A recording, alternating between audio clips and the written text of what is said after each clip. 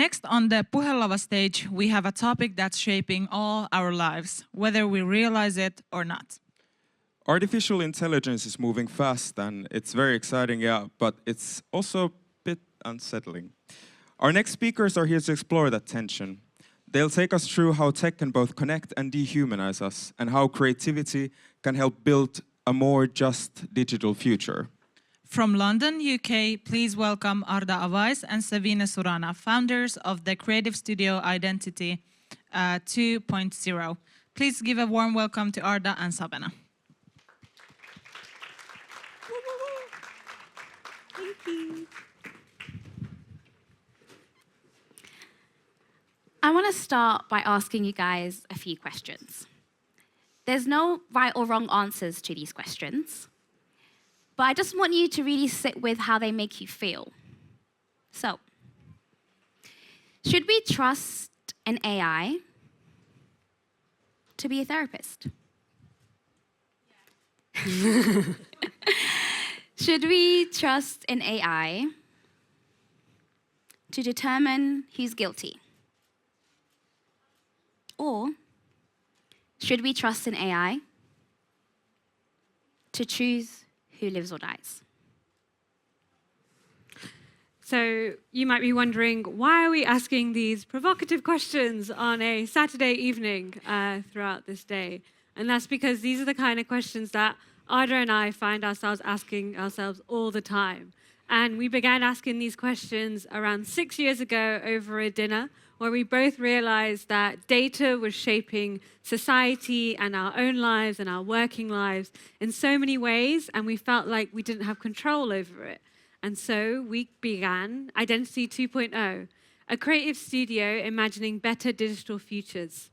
We transform research into creative mediums and playful knowledge spaces. And we do this because we want to create more inclusive stories about our relationship to technology.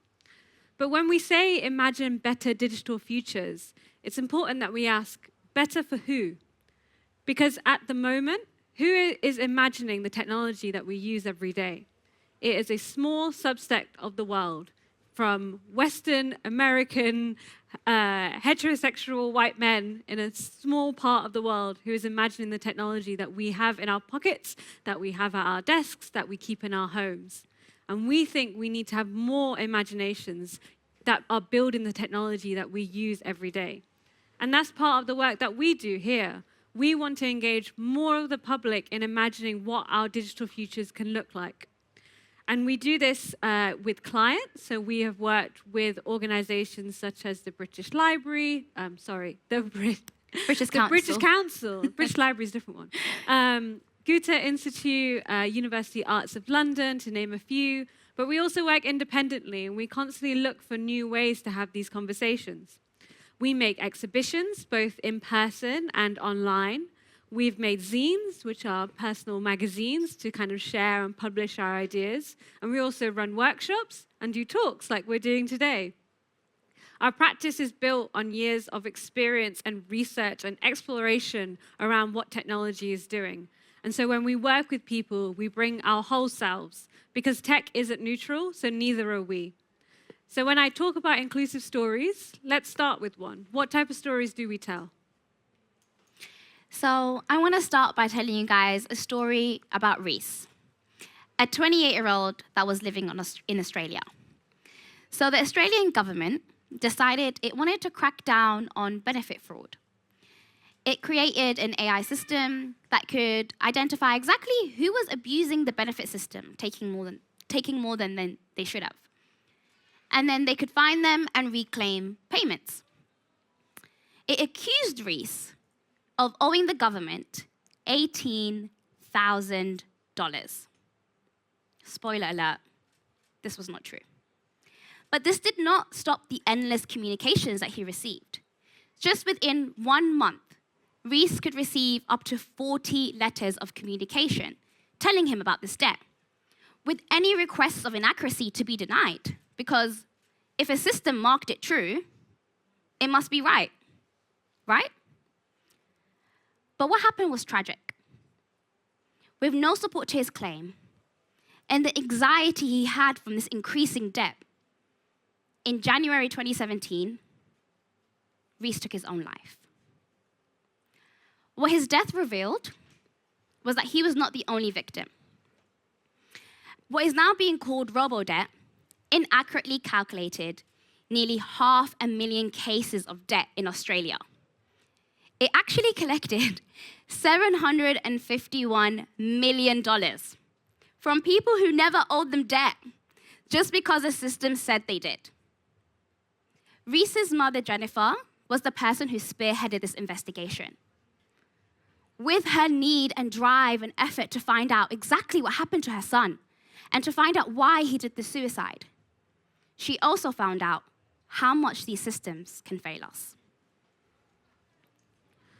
And this is a very clear example of what we have been calling, and what the Stop Killer Robots campaign has been calling, digital dehumanization. And this is where humans are reduced to data and harm is enacted on them as a result of this. Now, in order for this to happen, there needs to be data sets. And data sets can only exist when labels and categories exist. Now, when we think of everyday objects, such as a chair, we can identify what a chair is and differentiate it from, say, a door. Well, artists and philosophers might also argue what is a chair and what a door is, but that's a whole other talk. But a data set needs to be able to label that and understand that, and we've got systems set up in place to do that. But how can you apply those labels and those categories to a human? My lovely friend here is wearing a gorgeous dress with some lovely flowers on it. Is there any way that a computer could misidentify her and think of her as a plant instead? I know this sounds a bit ridiculous, but there are computer image processing language models that would do that very thing because of the amount of colors on it, because of the way it's been trained up. What I'm trying to say is that these systems are complex and complicated, and things as complicated as humans aren't always necessarily easy to categorize and label. And you think about the data that it's also using is inherited from us. It's inherited from a society which is embedded with racist and prejudice and homophobic, and we live in a patriarchal society. There are many flaws with the society that we currently have. Of course, there are many great things too, but we need to recognize that we don't have an equal, just society just yet. So how can we expect the data sets to overcome all of these? AI cannot imagine a different future than the one that we already have. It can only reflect the past. It can't imagine a new future for us. So when we think about digital dehumanization, it's useful to think of it on a scale of harm. And so we'd like to talk you through a few examples when we're thinking about this scale. In 2007, there was a video that was released. It was two men in a bathroom and with a soap dispenser. There was a white man, and he put his hand underneath the soap dispenser. Soap came out. And then the black man put his hand under the soap dispenser. No soap came out. And this seems quite trivial. They were laughing in the video like, haha, the soap dispenser is racist. It's quite, a very memeable, quite funny thing.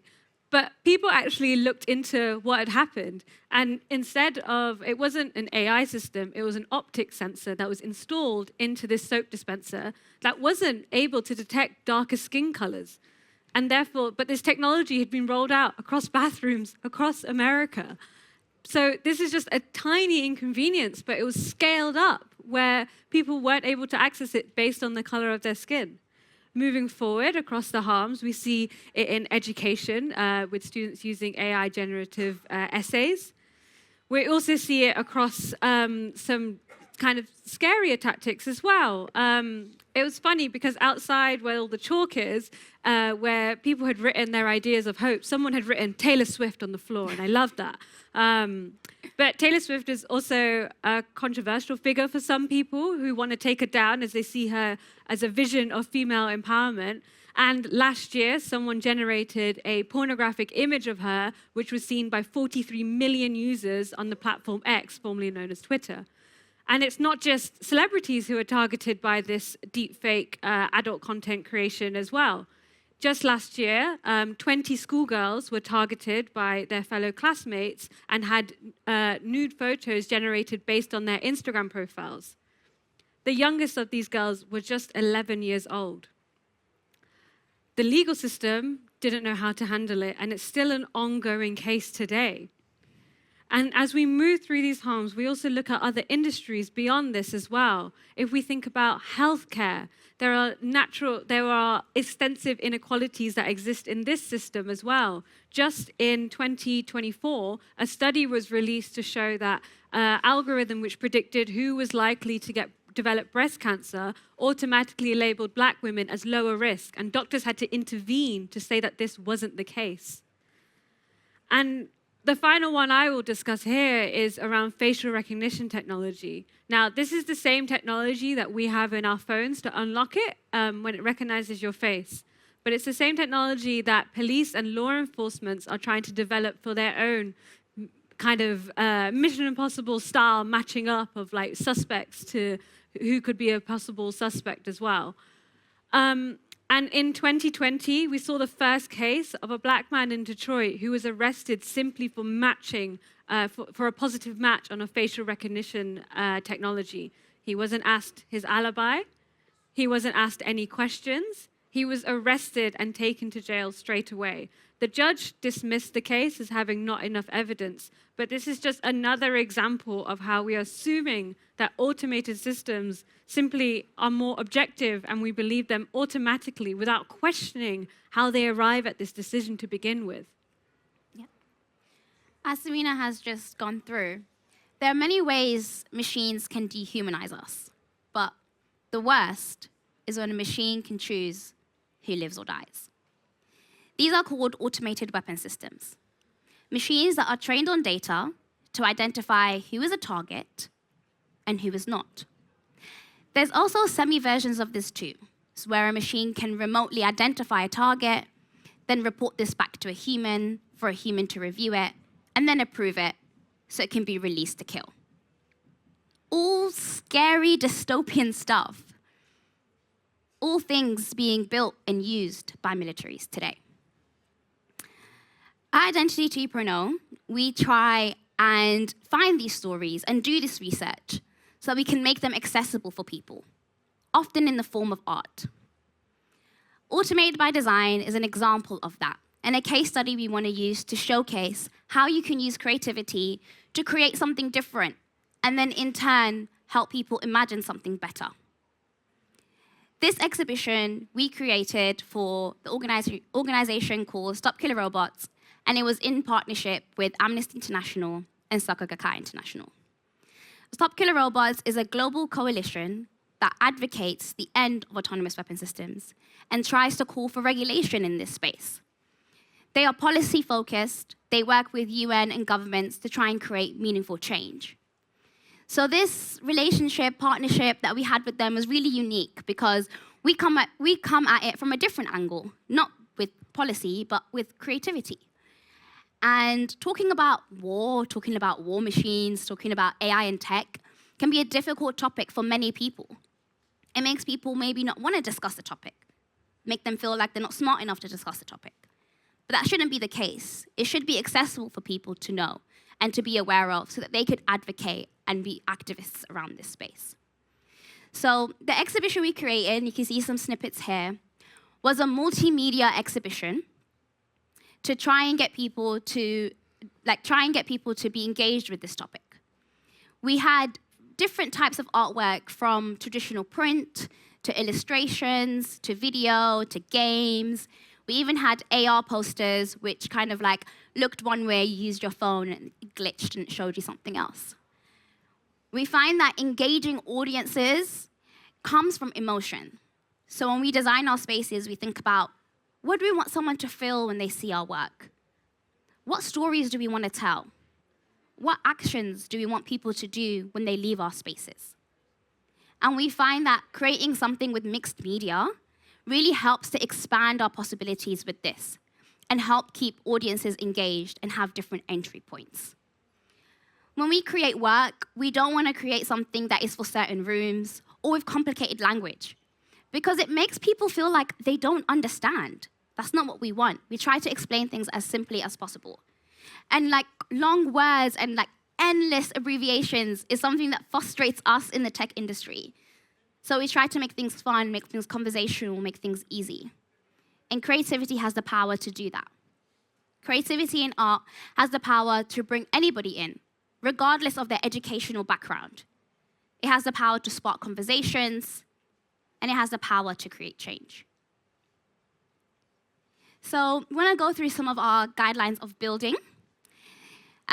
This is a really heavy topic, and we come at it from a different angle. We come at it through creativity to create this space so that people can learn and then go out and be able to create actions. At the end of the Automated by Design exhibition, we had a call to action for people to sign petitions with Stop Killer Robots so they could put their name down and that these bills could then be voted on across the UN, across governments. So that's our way of entering. And we want to share some of our guidelines of building with you guys. One is to just start. Like, it doesn't have to be something extensive or huge. Even if you're making something out of cardboard or paper or just writing notes in your note app in your phone, simply start and figure out how you want to do something. And just by starting, you don't know the journey you'll go on. Second is that care is part of the process. One thing that's helped Savena and I is that we're two people. So when I'm having a rough time, when I'm busy at work, or I just don't feel up for it, Savena can take over and vice versa. And we can make sure that we care for ourselves and implement self-care within our work. And also the fact that we care about these topics, we care about people. We want to bring out the details into our work and bring out the stories in our work. So just care for yourself, and if you care about what you're doing, it's going to be great. And the third one is impact and scale are not the same thing.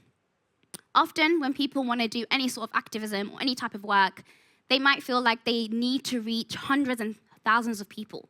That's great if you do, but it doesn't mean that you're not successful. If you've reached one person, it could be your neighbor, it could be your best friend, it could be your mom. If you've reached one person and your ideas and your work has changed their mindset, made them maybe sign a petition, made them do something different, you've impacted them, and you don't know where they'll take it from there. They could speak to other people, they could create a community for you, they could open doors for you. Impact and scale are different things, but they're also both important. And there are some amazing groups already working on these topics here in Finland as well. We encourage you to take a photo of this slide so that you can get in touch with these groups as well if you feel like reaching out. And what's really important about all these groups is whatever your skill set is, whatever your interest is, you can arrive to these groups and kind of bring that to life. For Arda and I, our interests and our passions lie within creativity. But you might be an amazing public speaker who is not afraid to get on the streets and use a megaphone. You might be an incredible policy writer who wants to use your skills in like a different industry as well. You also might be unsure if your kind of interest and movement intersect with AI in any way. But there are so many ways that this topic overlaps with one another, which is why it's so great to see so much collaboration and coalition happen within civil society here in Finland. And we've personally found it quite inspiring the way that the different organizations, the different movements, the different groups speak to one another. We have environmentalists tackling AI because of the data servers and the energy consumptions that are on board there. And we have people who are human rights lawyers and copyright experts also getting involved in this conversation. No matter what your background, what your interests are, I am telling you, it will intersect with this very emergent and important topic that we're facing together here today. And so we wanted to leave you with one final question, and that is, when do you feel peaceful using technology? We began today's talk with some kind of provocative questions around where AI is going to take us, but technology is a lot more than AI. There are moments when you can feel peaceful with technology, and I want to understand that. We want to learn from you all, and I also want you to consider who you can talk to about this as well. There are going to be different moments and different ways we can engage, we can build, and we can talk about technology, and we can only start doing that by turning to each other and discussing this and having these conversations. And so, on that note, we want to hear from you. We will be here after this talk. We'll be in a bar to the right over there, and we want to know, when do you feel at peace with technology? Thank you so much for listening. Thank you.